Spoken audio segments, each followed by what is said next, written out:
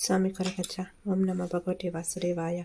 ನನ್ನ ಆರಾಧ್ಯ ದೇವಾದ ಕೊರಗಜ್ಜ ಹಾಗೂ ಮಹಾವಿಷ್ಣು ನಿಮ್ಮ ಜೀವನದಲ್ಲಿ ಖುಷಿ, ಸಂತೋಷ, ನೆಮ್ಮದಿ, ಆರೋಗ್ಯ, ಐಶ್ವರ್ಯ ನೀವು ಬಯಸಿದ್ದೆಲ್ಲ ನಿಮಗೆ ಸಿಗುವಂತಾಗಲಿ. ನಿಮ್ಮ ಜೀವನ ಸುಖಕರವಾಗಿರಲಿ. ನಿಮ್ಮ ಜೀವನದಲ್ಲಿ ಸಮಸ್ಯೆಗಳು ಬರದೇ ಇರಲಿ ಅಂತ ನಾನು ನನ್ನ ಆರಾಧ್ಯ ದೇವಾದ ಕೊರಗಜ್ಜ ಹಾಗೂ ಮಹಾವಿಷ್ಣುವನ್ನು ಪ್ರಾರ್ಥಿಸುತ್ತೇನೆ. ನಿಮ್ಮ ಮನಸ್ಸಿನಲ್ಲಿ ಏನಾದರೂ ಆಸೆ, ಕೋರಿಕೆಗಳಿರಬಹುದು ಅಥವಾ ಸಮಸ್ಯೆಗಳಿರಬಹುದು.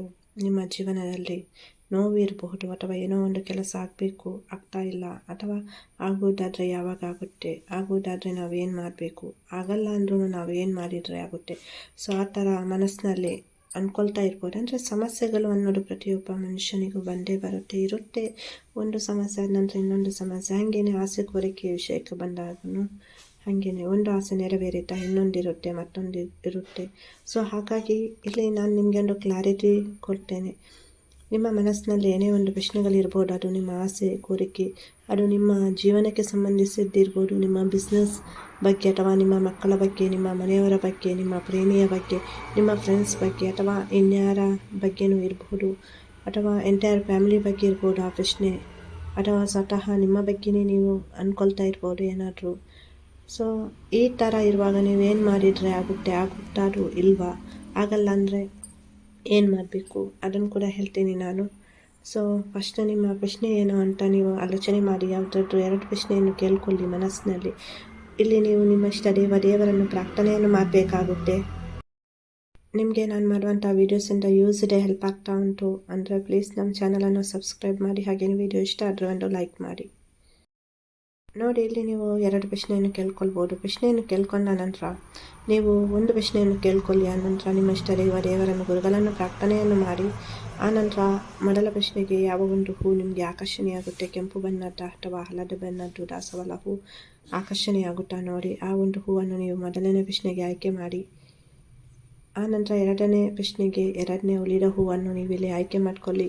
ಪ್ರಾರ್ಥನೆಯನ್ನು ಮಾಡಿ. ಪ್ರಾರ್ಥನೆ ಮಾಡುವುದರಿಂದ ನಮಗೆ ಒಂದು ಬೇಕಾಗಿರುವಂತಹ ಉತ್ತರ ಸಿಗಲಿಕ್ಕೆ, ಅಥವಾ ನಾವು ಯಾವ ದಾರಿಯಲ್ಲಿ ಹೋದರೆ ನಮ್ಮ ಕೆಲಸ ಆಗುತ್ತೆ, ಏನು ಮಾಡಿದರೆ ಅದು ಉತ್ತರ ಸಿಗುತ್ತೆ ಅನ್ನೋದಕ್ಕೆ ನಮಗೆ ಆ ದೇವರು, ಆ ಯೂನಿವರ್ಸ್, ಸರ್ವಶಕ್ತನಾದ ಭಗವಂತನ ಹೆಸರಿನಲ್ಲಿ ಕೂಡ, ಆ್ಯಂಜಲ್ಸ್ ಹೆಸರಲ್ಲಿ ಕೂಡ ನೀವು ಇದನ್ನು ಮಾಡಬಹುದು. ಯಾರೆಲ್ಲ ಮೊದಲನೇ ಕೆಂಪು ದಾಸವಾಳ ಹೂವನ್ನು ಆಯ್ಕೆ ಮಾಡ್ಕೊಂಡಿದ್ದೀರಾ ನಿಮ್ಮ ಪ್ರಶ್ನೆಯನ್ನು ಕೇಳಿಬಿಟ್ಟು, ಸೊ ಇಲ್ಲಿ ನೀವು ಯಾವುದೇ ಒಂದು ಪ್ರಶ್ನೆಯನ್ನು ಕೇಳ್ಕೊಂಡಿರ್ಬೋದು. ಅದು ನಿಮ್ಮ ಆಸೆ ಕೋರಿಕೆಗೆ ರಿಲೇಟೆಡ್ ಇರ್ಬೋದು ಅಥವಾ ಸಮಸ್ಯೆಗೆ ರಿಲೇಟೆಡ್ ಇರಬಹುದು. ನೀವೇನೇ ಒಂದು ಪ್ರಶ್ನೆ ಕೇಳಿರಬಹುದು. ಸೊ ಇಲ್ಲಿ ಆನ್ಸರ್ ಬಂದುಬಿಟ್ಟು ನೀವೇನು ಅಂದ್ಕೊಂಡ್ರೂ ಅದು ಆಗುತ್ತೆ. ಇಲ್ಲಿ ನೀವು ಸ್ವಲ್ಪ ವೆಯ್ಟ್ ಮಾಡಬೇಕಾಗುತ್ತೆ. ಅಂದರೆ ಇಲ್ಲಿ ಒಂದು ನೀವು ಯಾವುದೇ ಹೆಲ್ತ್ ರಿಲೇಟೆಡ್ ಕ್ವಶನ್ ಕೇಳಿರ್ಬೋದು, ಲವ್ ರಿಲೇಟೆಡ್ ಕ್ವಶನ್ ಕೇಳ್ಬೋದು, ಮನಿ ರಿಲೇಟೆಡ್ ಆಗಿರಬಹುದು, ಅಥವಾ ಬಿಸ್ನೆಸ್ ಇಂಪ್ರೂವ್ಮೆಂಟ್ ಆಗಿರಬಹುದು, ಮಕ್ಕಳ ಬಗ್ಗೆ ಇರ್ಬೋದು, ಗಂಡನ ಬಗ್ಗೆ ಇರ್ಬೋದು, ಸ್ವತಃ ನಿಮ್ಮ ಬಗ್ಗೆನೇ ಇರ್ಬೋದು, ನಿಮ್ಮ ಪ್ರೇಮಿಯ ಬಗ್ಗೆ ಇರ್ಬೋದು. ಸೊ ಇಲ್ಲಿ ಏನಂದರೆ ಸ್ವಲ್ಪ ವೆಯ್ಟ್ ಮಾಡಬೇಕು. ನೀವು ಹೀಲ್ ಆಗೋದು ಮುಖ್ಯ. ಹೀಲ್ ಆಗೋದಂದರೆ ಇಲ್ಲಿ ಕೆಲವೊಂದು ಸಿಚುವೇಶನ್ ಸ್ವಲ್ಪ ಸರಿಯಾಗಬೇಕು. ಸೊ ಖಂಡಿತವಾಗಿ ಆಗುತ್ತೆ. ನೀವು ಅಂದ್ಕೊಂಡಿದ್ದು ಆಗಲೇ ಆಗಬೇಕು ಅಂತ ಅಲ್ಲ. ಅಂದರೆ ಕೆಲವೊಂದು ಸಲ ನಮ್ಮ ಕಣ್ಣಿಗೆ ಕಾಣುವುದನ್ನು ನಾವು ಎಲ್ಲ ಕರೆಕ್ಟ್ ಉಂಟಂತ ಅಂದ್ಕೊಳ್ತೇವೆ, ಆದರೆ ಅಲ್ಲಿ ಕೆಲವೊಂದು ವಿಷಯಗಳು ಸರಿಯಾಗಿ ಆಗಿರಲ್ಲ. ಸೊ ಅದು ಹೀಲ್ ಆಗಬೇಕು, ಸರಿಯಾಗಬೇಕು. ಸೊ ಫಸ್ಟ್ ಆಫ್ ಆಲ್ ನಿಮ್ಮ ಮನಸ್ಸಿಗೆ ಸ್ವಲ್ಪ ಹೀಲ್ ಸಿಗಬೇಕು, ನೆಮ್ಮದಿ ಸಿಗಬೇಕು. ಸೊ ಎಲ್ಲನೂ ಆಗ್ತಾ ಉಂಟು ಅಂತ 100% ಅದು ಅಕ್ಯುರೇಟಾಗಿ ಆಗಬೇಕು. ಸೊ ಹಾಗಾಗಿ ಸ್ವಲ್ಪ ಚೇಂಜಸ್ ಅನ್ನೋದು ಬರುತ್ತೆ. ಸೊ ಅದಕ್ಕೋಸ್ಕರ ಟೈಮ್ ಬೇಕಿಲ್ಲಿ. ನೀವು ಸ್ವಲ್ಪ ವೆಯ್ಟ್ ಮಾಡಬೇಕಾಗುತ್ತೆ ಆ ಚೇಂಜಸ್ಗೋಸ್ಕರ. ಒಂದು ಸಿಚುವೇಷನಲ್ಲಿ ನಾವು ನಿಂತುಕೊಂಡು ನೋಡಿದಾಗ ಅದು ಕರೆಕ್ಟ್ ಇದ್ದ ಥರ ನಮಗೆ ಮೇಲ್ನೋಟಕ್ಕೆ ಅನಿಸುತ್ತೆ. ಬಟ್ ಅಲ್ಲಿ ಸ್ವಲ್ಪ ಗ್ಯಾಪಲ್ಲಿ ಏನೇನೋ ಸಮಸ್ಯೆಗಳು ಏನೇನೋ ಆಗಿರುತ್ತೆ. ಅದು ಜಾಬ್ ಬಗ್ಗೆ ಇರ್ಬೋದು, ಗೌರ್ಮೆಂಟ್ ಜಾಬ್ ಬಗ್ಗೆ ಇರ್ಬೋದು, ಲವ್ ಬಗ್ಗೆ ಇರ್ಬೋದು, ಮ್ಯಾರೇಜ್ ಬಗ್ಗೆ ಇರ್ಬೋದು, ಹಸ್ಬೆಂಡ್ ವೈಫ್ ರಿಲೇಷನ್ಶಿಪ್ ಬಗ್ಗೆ ಇರ್ಬೋದು, ಹೆಲ್ತ್ ಬಗ್ಗೆ ಇರ್ಬೋದು, ಅಥವಾ ಕೋರ್ಟಿನಲ್ಲಿ ಏನೋ ಒಂದು ಕೆಲಸ ಕೇಸ್ ಉಂಟು ಅದು ಆಗಬೇಕು, ಏನೋ ಒಂದು ಕೆಲಸ ಆಗಬೇಕು ಇರ್ಬೋದು. ಎನಿಥಿಂಗ್, ಎನಿ ಯಾವುದೇ ವಿಷಯದ ಬಗ್ಗೆ ಇರ್ಬೋದು, ಯಾವುದೇ ವ್ಯಕ್ತಿಯ ಬಗ್ಗೆ ಇರ್ಬೋದು. ಸೊ ಹಾಗಾಗಿ ಇಲ್ಲಿ ಸ್ವಲ್ಪ ಸಮಯ ಬೇಕು, ಕೆಲವು ಚೇಂಜಸ್ ಆಗಬೇಕು. ಇಲ್ಲಿ ಖಂಡಿತವಾಗಿಯೂ ಇಲ್ಲಿ ನಿಮಗೆ ಒಂದು ಮಾರ್ಗ ಅನ್ನೋದು ಕಾಣಿಸುತ್ತೆ. ಅಂದರೆ ಒಂದು ಆ ಗುರಿಯನ್ನು ನೀವೇನು ಪ್ರಶ್ನೆ ಕೇಳಿದ್ದೀರಿ ನೋಡಿ, ಯಾವುದರ ರಿಲೇಟೆಡ್.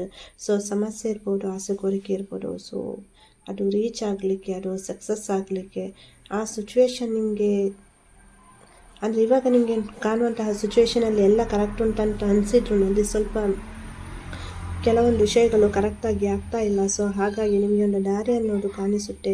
ಇಲ್ಲಿ ಸ್ವಲ್ಪ ನಿಮಗೆ ಕಷ್ಟ ಇರಬಹುದು, ಗೊಂದಲಗಳು ಅನಿಸ್ಬೋದು. ಒಂದು ದಾರಿ ಕಾಣಿಸುತ್ತೆ ನಿಮಗೆ, ಅದು ದಾರಿ. ಬಟ್ ಅದು ನಿಮ್ಮ ಇಷ್ಟ ದೇವರ ಆಶೀರ್ವಾದದಿಂದ ಎಲ್ಲವೂ ಸರಳವಾಗಿ ಆಗುತ್ತೆ. ಅದು ನೀವು ಪ್ರಾರ್ಥನೆ ಮಾಡುವಂತಹ ಸರ್ವಶಕ್ತನಾದ ಭಗವಂತನ ಹೆಸರಿನಲ್ಲಿ ಇರ್ಬೋದು, ಅಥವಾ ನಿಮ್ಮ ಇಷ್ಟ ದೇವರ ಹೆಸರಿನಲ್ಲಿ ಕೂಡ ಇರ್ಬೋದು. ಸೊ ಅವರು ನಿಮಗೆ ಆಶೀರ್ವಾದ ಮಾಡ್ತಾರೆ, ಅವರು ನಿಮಗೆ ಒಂದು ದಾರಿ ತೋರಿಸ್ತಾರೆ.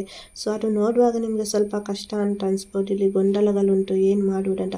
ಬಟ್ ನೀವು ಅಲ್ಲಿ ಎಂಟರೇ ಆಗಿ ಹೋಗ್ತೀರಲ್ಲ, ಸೊ ಆವಾಗ ನಿಮಗೆ ನಿಮ್ಮ ಇಷ್ಟ ದೇವರ ಅನುಗ್ರಹದಿಂದ ಎಲ್ಲನೂ ಸರಳ ಆಗ್ತಾ ಹೋಗುತ್ತೆ. ನೀವು ಒಂದು ಸ್ಟೆಪ್ ರೀಚ್ ಆಗಲಿಕ್ಕೆ, ಅದು ಅಂದರೆ ಅಲ್ಲಿಗೆ ನಿಮ್ಮ ಏನುಂಟು ಆಸೆ ಕೋರಿಕೆ ನೆರವೇರಲಿಕ್ಕೆ ಅಥವಾ ಸಮಸ್ಯೆಯಿಂದ ಬಿಡಿಸ್ಕೊಳ್ಳಿಕ್ಕೆ, ಸೊ ಅದು ನಿಮಗೆ ಹೆಲ್ಪ್ ಮಾಡುತ್ತೆ. ಅಲ್ಲಿ ನಿಮಗೆ ಒಂದು ಡಿವೈನ್ ಸಪೋರ್ಟ್ ಅನ್ನೋದು ಸಿಗುತ್ತೆ.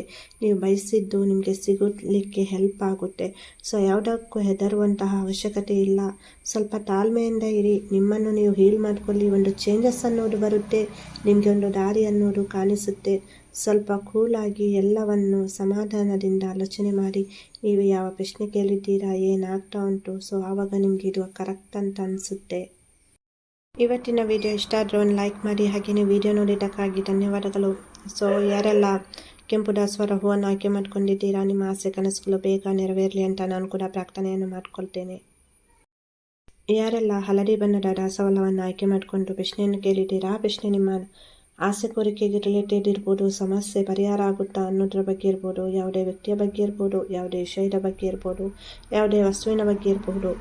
ಸೊ ಅದು ಆಗುತ್ತಾ ಇಲ್ವಾ ಅಂತ ನೋಡೋದಾದರೆ ಅದು ಆಗಲ್ಲ.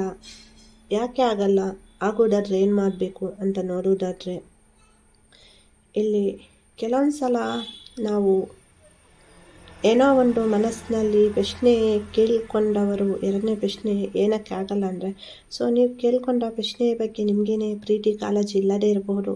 ಏನೋ ಒಂದು ಕೆಲವೊಂದು ಸಲ ಪ್ರೀತಿ ಇರಲ್ಲ, ಏನು ಬೇಕು ಬೇಡ ಅಂತ ನಿಮಗೇನಲ್ಲಿ ಕ್ಲಾರಿಟಿ ಇಲ್ಲ. ಸೊ ಆ ಥರ ನೀವು ಪ್ರಶ್ನೆಯನ್ನು ಕೇಳ್ಕೊಂಡಿರ್ಬೋದು. ನಿಮ್ಮಲ್ಲಿ ಅಲ್ಲಿ ಕ್ಲಾರಿಟಿ ಇಲ್ಲ ಈ ಪ್ರಶ್ನೆಯ ಬಗ್ಗೆ, ಅದು ನನಗೆ ಬೇಕು ಬೇಡವಾ, ಸೊ ಅದರಿಂದ ನನಗೆ ಒಳ್ಳೆಯದಾಗುತ್ತಾ ಆಗಲ್ವಾ, ನಿಮ್ಮ ಅಂತರಾಳದಿಂದ ನೀವು ಅಂದ್ಕೊಳ್ತಾ ಇಲ್ಲ ಇದರ ಬಗ್ಗೆ. ಸರಿಯಾಗಿ ನಿಮಗೇನೆ ಕ್ಲಾರಿಟಿ ಇಲ್ಲ, ಬೇಕಾ ಬೇಡವಾ ಅಂತ. ಸೊ ಹಾಗಾಗಿ ಇಲ್ಲಿ ನಿಮಗೆ ಇದು ನೋವಾಗಿ ಬಂದಿದೆ. ಬಟ್ ನೀವು ಇದರ ಬಗ್ಗೆ ಭಯಪಡುವಂತಹ ಅವಶ್ಯಕತೆ ಇಲ್ಲ. ಪಾಸಿಟಿವ್ ಆಗಿರಿ, ಪಾಸಿಟಿವ್ ಡಿಸಿಷನನ್ನು ತಗೊಳ್ಳಿ. ನೀವು ದೃಢ ಸಂಕಲ್ಪದಿಂದ, ದೃಢ ಮನಸ್ಸಿನಿಂದ ಕೇಳಿದರೆ, ಸೊ ಇದು ನನಗೆ ಬೇಕೇ ಬೇಕು, ನನ್ನ ಪ್ರೀತಿ ಸಕ್ಸಸ್ ಆಗಬೇಕು, ನನಗೆ ಗೌರ್ಮೆಂಟ್ ಜಾಬ್ ಸಿಕ್ಕಲೇಬೇಕು.